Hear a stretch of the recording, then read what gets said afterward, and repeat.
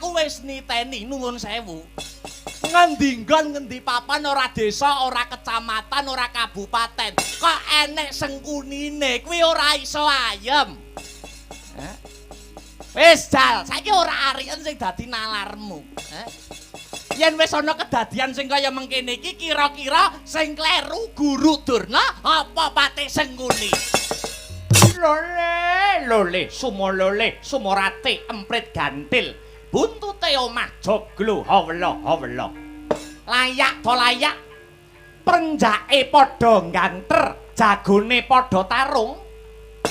Ndak waspadakake kang prapta ana pertapan saka 5 ya pertapan saka panca iki.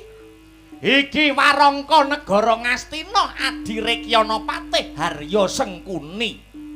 Sengkuni sakwise Adipatih Harya Sengkuni jenak anggone pinarak prayoga anggone seba jenjem anggone sumanggem mara gage luwih dhisik aku tak takon kelawan Adipatih kok ngowah-ngowahi adat todi saben-saben ana perlu saben-saben ana butuh sing kirane wigati sing kirane baku siap dicukup nimbali pun kakang marak mangarsa ana sitinggil praja negara Ngastina. Lah kok sakmengko siadi sing prapta ana pertapan saka 5 kene. Janjane ana apa to Adipatih? Adipatih Harya Sengkuni. Kakang Durna. Iki ngene ya Kakang.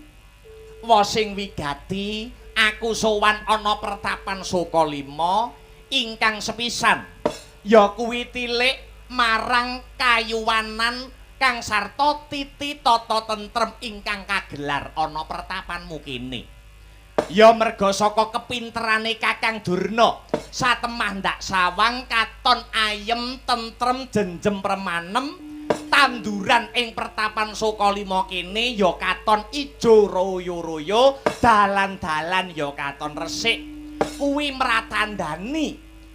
mratandani lamun to pancen wegik lan mumpuni anggone Kakang Durna gula wentah marang putra lan siswa. Tah angka 2 Kakang. Angka 2 Patih Sengkuni arep nggambuhake tembung alam oneng. Alam kuwi tembung lawas oneng tegese kangen. Ya merga wis sawetara wektu ora pinanggya. Mula ripalungguhan iki aku seba ana ing Soka 5. Lah triwigatining perlu Kakang Durna. Anggone sowan ana pertapanmu kene, yaktine ora metu saka krenteking atiku pribadi. Ning Patih Sengkuni diutus dening Nalendra Ngastina, anak Prabu Duryudana supaya nemoni Kakang Durna ing Soka 5 kene. Apa dawe anak Angger Duryudana Dipatih? Lah iki ngene ya Kakang. Nyuwun sewu. Blak utang blaka suta terus terang. Dina iki Ratu Ngastina lagi kuwur baliwur, bingung bilung-lungan sing dadi pikire. Osik. Ing atase dadi ratu sing blegedhu ora kurang sawiji apa. Keceh bondo donya kemul kamukten, gateng mutiara paribasane. Tur bisa nepak bun-bunane wong sak negara Ngastina. Kok dadak nganggo sedih, iki sing disedhi nalare kepiye Patih Sengkuni? Kakang nuwun sewu. Ingkang gumana musik sajroning penggalih tumrap anak Angger Jaka Pitana ora ana liya kejaba mungsuh bebuyutan satru mungguing cangklaan kelilip mungguing netra ya kuwi ora ana liya kejaba mung para Pandhawa mongko nganti ripalungguhan iki sing jeneng Pandhawa lan Kurawa kuwi ibarate banyu karo lenga. Ora bisa dadi sawiji, ora bisa manunggal, ora bisa rukun lan besuke kalamun para Pandhawa tetep kenceng lan para Kurawa tetep cukeng anggone ngukuwi karo benere dhewe-dhewe tan murunga Kakang. tan murunga bakal dumadi jangkaning jagat ingkang sinebut Perang Agung Baratayuda Jaya Binangun. Nah, iki Kakang. Anak Angger Duryudana lagi mikirake babakan iki lan ngukur marang kekuatane Kurawa apa dene kekuatane para Pandhawa. Nuwun sewu.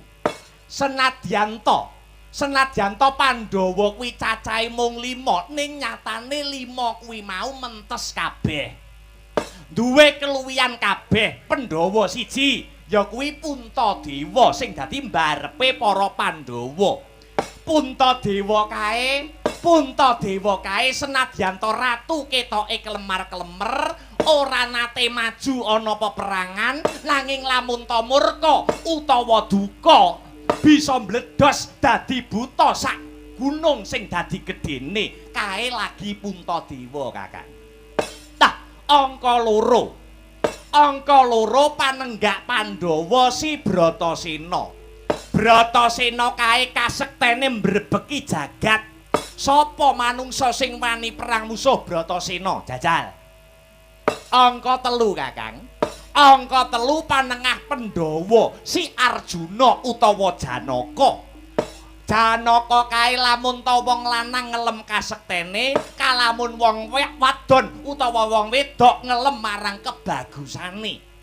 Tur duwe ketrampilan ingkang mrojol ing akerep, punjul ing apapak, prigel anggone olah jemparing, durung kembar kemanian nakula kang sarta sadewa utawa pinten kang sarta tangsen. Lah saiki balik Kakang. Saiki sawangen, saiki pirsanana para Kurawa.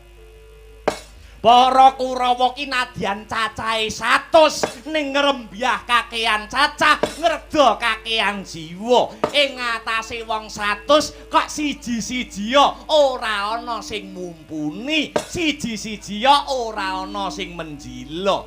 Siji-sijia ora ana sing dadi iki janjane kepiye Kakang Durna?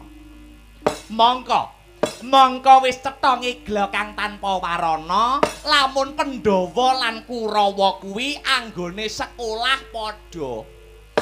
Pandhawa Kurawa kuwi gurune ya padha, kabeh jebolan saka sekolahan Sukalima kene.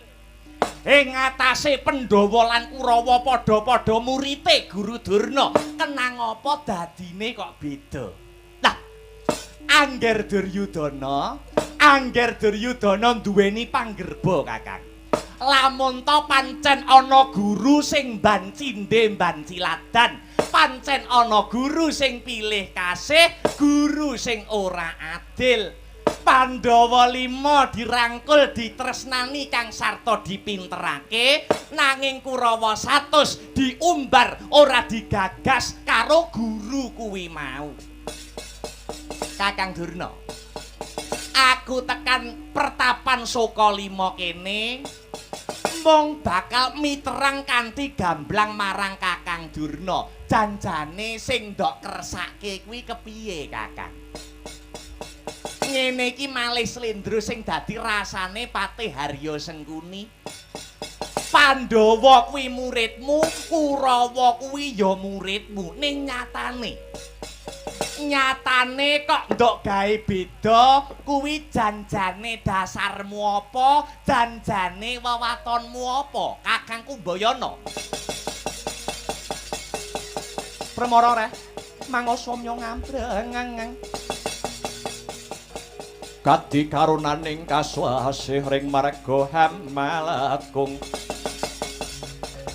Ari sang ganda wastrat maca leng-leng lalu manguladi Surya mangrangsang waya Surya mangrangsang waya Yus hamara mayanto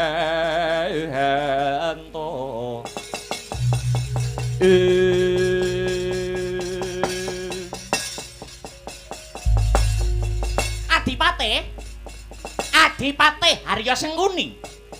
Kakang Durna apa? Nyuwun sewu ya, Dik. Gawean sing enteng kuwi siji ngrasani, loro maido. Tak baleni pisan, Kas. Gawean sing gampang dhewe kuwi siji ngrasani, loro maido. Kowe ora ngrasake kaya apa ta abote dadi guru, kaya apa ta abote dadi dwija. Dadi lan orane murid kuwi gumantung Triwiyata Adipati. Musik Triwiyata ki maknane piye? Triwiyata kuwi tri ki telu wiyata tegese pasinaon. Dadi lan orane bocah kuwi gumantung telung perkara. Ingkang sepisan. Sing sepisan ya kuwi panggula wentahe Rama Ibu ana ing dalem. Angka loro piwulange bapak ibu guru ana ing sekolahan. Nah, dene sing pungkasan angka 3 srawung utawa lingkungan. Kuwi sing nemtokake bocah mau apik apa ora gumantung telung perkara kuwi mau Dipati. Nalare kepriye jlentrehe kepriye Kakang Durna. Nah, saiki upamane Ladyan to panggula wentahe Rama Ibu ana ing dalem ki apik, piwulange guru ana sekolahan ya becik. Nek yen lingkungane kuwi lingkungan sing ceroboh, lingkungan sing mrosal, ora ana ora moka dadi anak sing angel ditata, dadi anak sing angel diatur.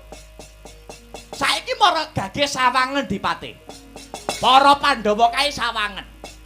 Pandhawa kuwi anake Dewi Kunti Talibrata, rina wengi tansah nyebul donga marang para Pandhawa ora kendhat anggone paring pitutur luhur marang anak-anake para Pandhawa.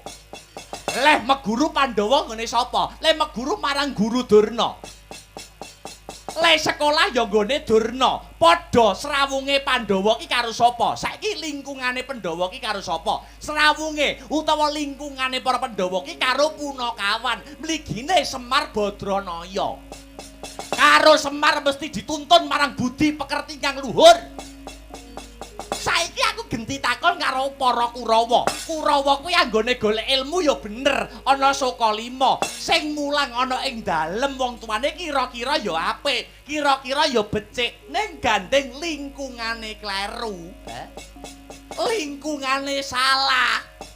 Mula Kurawa dadi bubrah. Genti aku takon karo Pati Sengkuni. Kurawa kok iso morak-marik kaya ngono iki kumpulane karo sapa? Dalem. Kurawa ki lho kelakuane iso morak-marik kaya ngono kuwi, morale bubrah kaya ngono kuwi. Kumpulane Kurawa ki rina wengi karo sapa? Ya karo aku. Lah ya. Lho, mergo aku kuwi dipasrahi tanggung jawab karo wong tuane Kurawa supaya gula wentah marang para Kurawa. Lah, ngene iki nek ngene iki sing kleru iki kira-kira sapa? Mangka ning Sokalima kene iki Pandhawa Kurawa ora tak beda-bedakake. Yen Pandhawa tak ulang hitung-hitungan, Kurawa ya tak ulang hitung-hitungan. Yen Pandhawa tak ulang babakan panembah lan agama, Kurawa ya tak ulang panembah lan agama. Ora ana sing beda Dipati. Sing beda ki mung lingkungane. Wis saiki kowe ora perlu selak karo batinmu. Kurawa ki rina wengi isine mung kok doktrin supaya ora rukun karo Pandhawa. Ya apa ora? Kowe ora perlu wangsulan, Sengkuni ora perlu jawab. Kabeh sing lungguh, kabeh sing nonton wayang ning kene iki wis paham, wis ngerti. Kabeh sing mirsani bengi iki wis ngerti Kurawa ki rina wengi kok racun karo Kanistan supaya ora rukun karo para Pandhawa. Nggih napa mboten? Ah, kelo balaku akeh ngono. Gandeng lingkungane karo Sengkuni, kok jurung ana jurang Kanistan, kok giring ana jurang ing Kamurkan, ora srawung karo Panembah Jati, ora srawung karo pangibadah, ora gelem guyub rukun mergo kumpulane karo Sengkuni. Yen kowe ora selak karo batinmu, Kurawa kok iso bobrok morale kaya ngono kuwi mergo pancen ibarate kertas putih sing nulisi iki kleru ing ngatasé para biyen. ing atase para Kurawa nalika jaman semana para Kurawa ki anake ratu nalika Kurawa isih cilik-cilik apa memper Kurawa isih lugu kaya ngono rina wengi ndok giring ning Gunung Bolo iki itu Mas.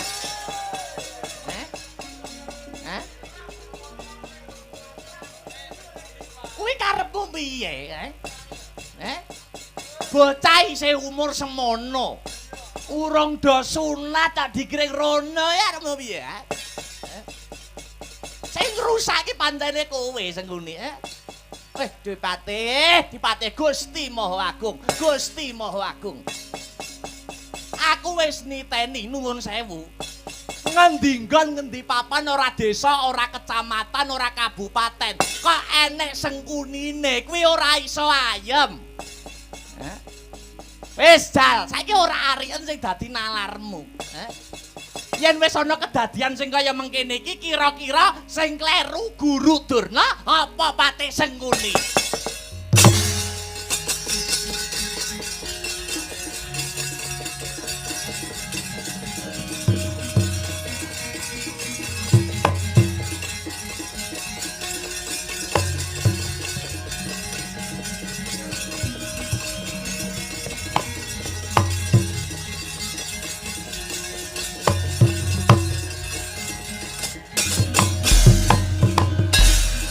ulang-langing driya mangu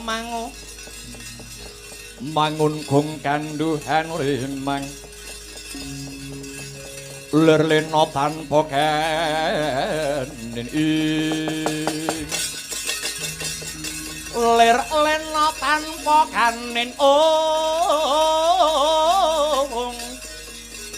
yen tamtu lusa yen tantulusa mengko sang Dyahubama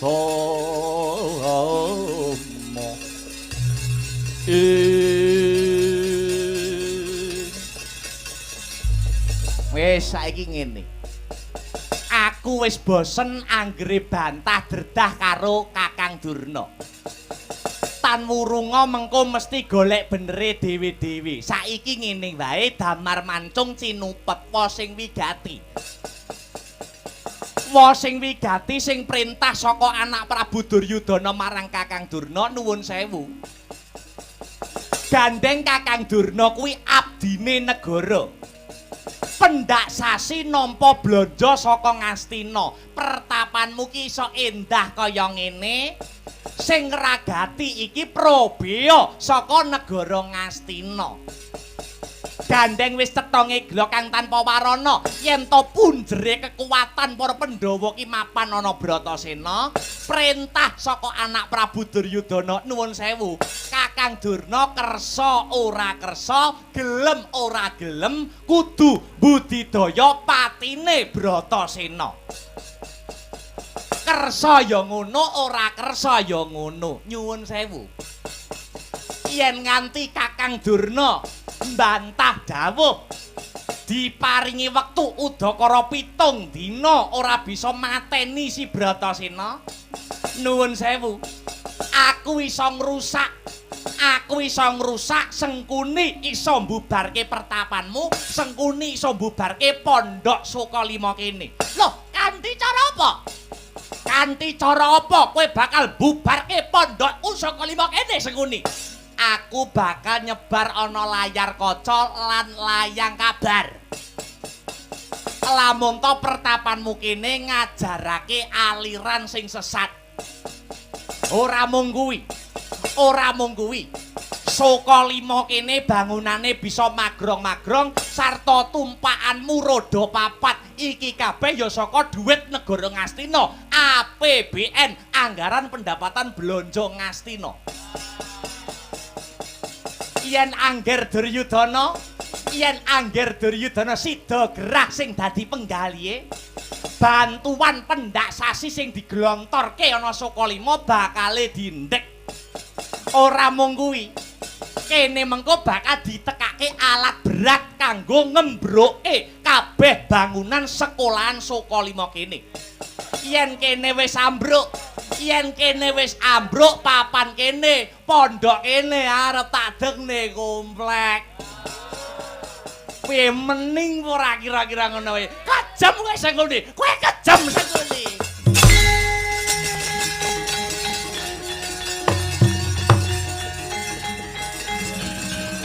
Ayo, pikiran Kakang.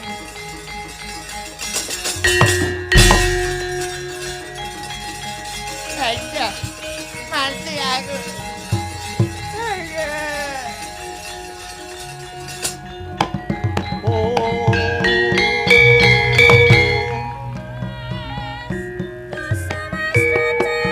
Caritaning satriya linuwe kang mardi mring Gautaman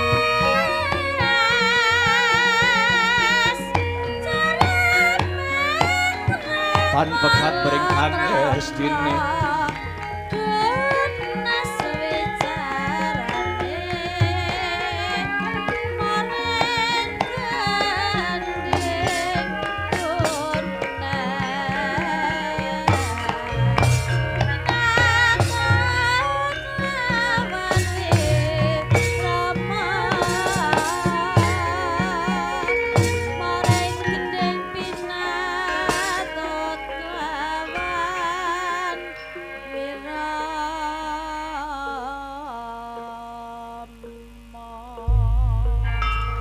Hanjerah Kang Puspita Harum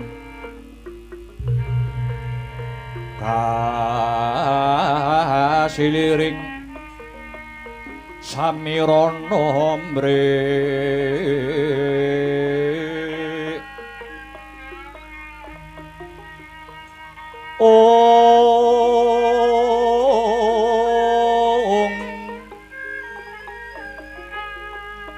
Sekar gadung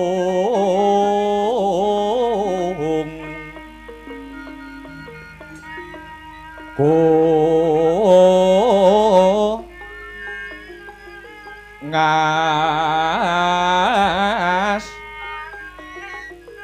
gandanya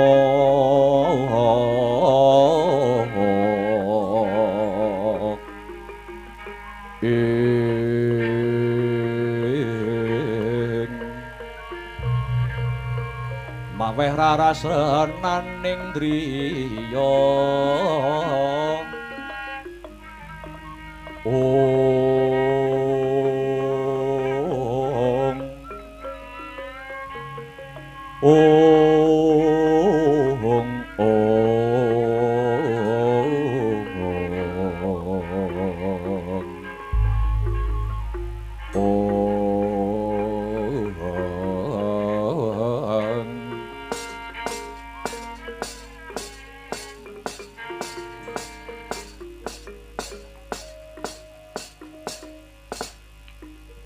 Iki ndak sawang ora pangling muridku sing ndak tresnani si Bratasena.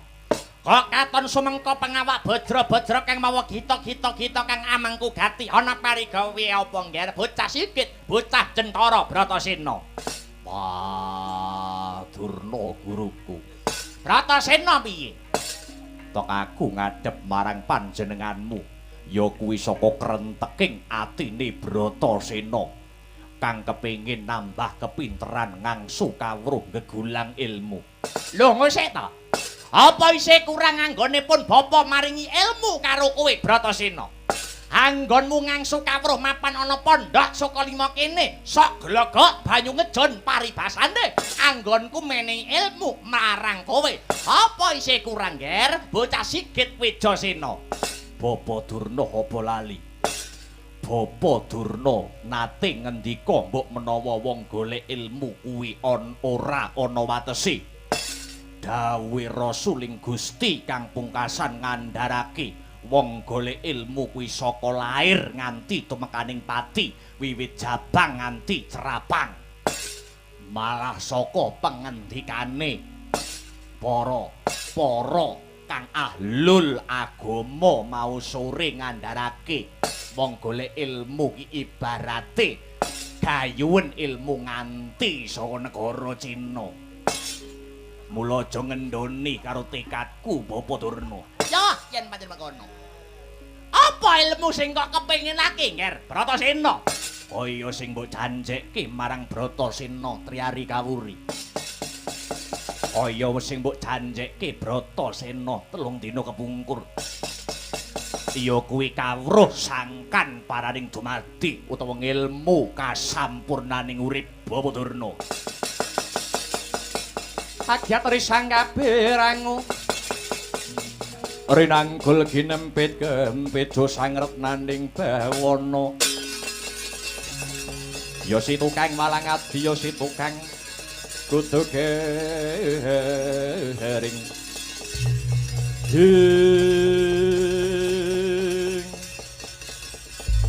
Kawruh kasampurnaning dumadi. Iya, kapara nyata. Ya jagat Dewa Bathara, ya jagat Pangestungkara.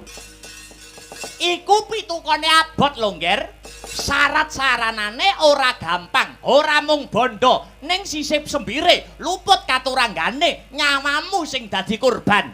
Ora peduli. Wis kadung madhep Kang Sarta mantep rasane Bratasena. Iya, ana syarat-saranane. Syarat-saranane apa mergake kandhakna? Bratasena kudu bisa golek kayu sing jenenge kayu gong susuing angin. Lah dene mapane ana ing alas Trik Basara utawa lengkeing Gunung Candramuka. Piye? Kowe sago apa ora Bratasena?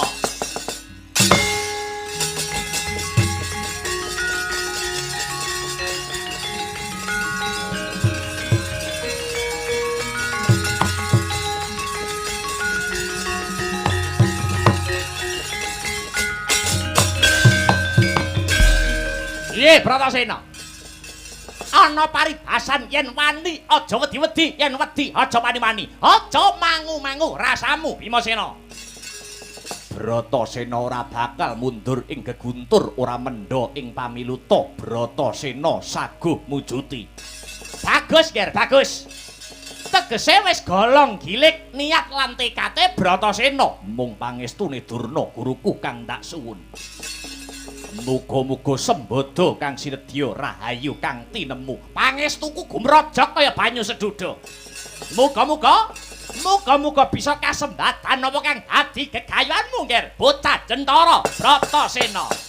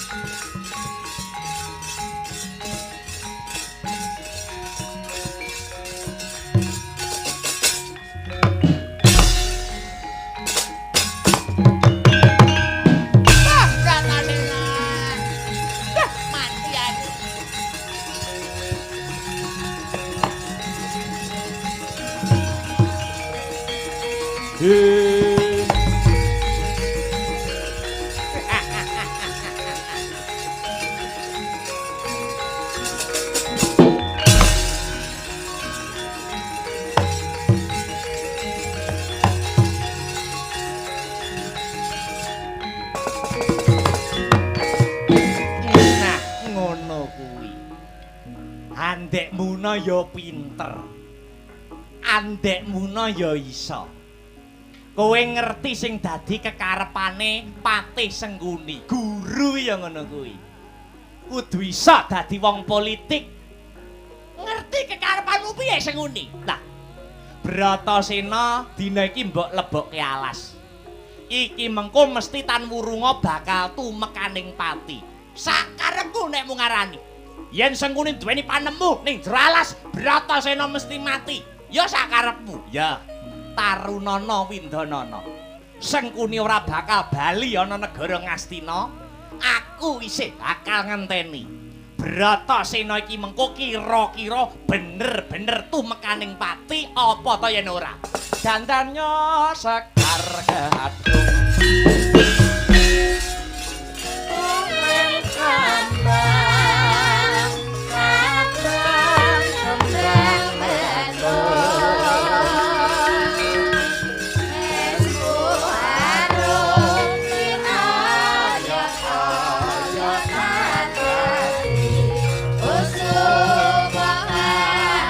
Sumabur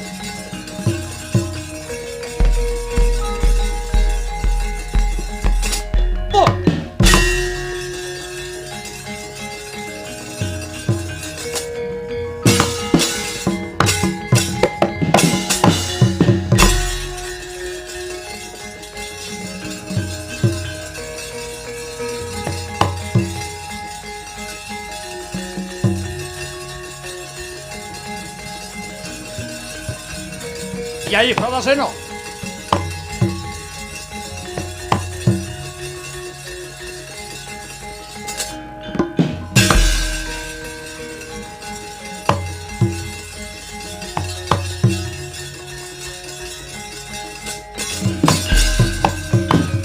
Anoman malumpat sampun prabdeng widing Nagasari. Mulat mangandhap katingal wanodya Yugara saking ya jagat Dewa Bathara ya jagat Pramudita. Iki ndak sawang kaya Yayi Bratasena lonjong mimis playumu melar mingkus sing dadi ambekanmu. Arep menyang endi Yayi? Kakang Anoman, mituhu dawuh Durna guruku goleki kayugung susu ing angin mapan ana alas Trik Basara lengkehing gunung Candramuka. Kanggo apa Dimas? Kanggo srana wedharing kawruh sangkan paraning dumadi Yayi Bratasena. Alas Trik Basara kuwi alas angker kuwi alas wingit. Kayugung susu ing angin kuwi ora ana. Kowe dijlomprongke karo gurumu, dialap patimu. Ora ana jamake. Guru tegel tega marang murite. Ketang gedene tresnaku marang Yayi Bratasena. Bali ya, Di. Bali Bratasena. Bratasena tetep bakal mbacutake laku. Bali. Bacut bali Bratasena. Rawe tak rantas, malang tak butung.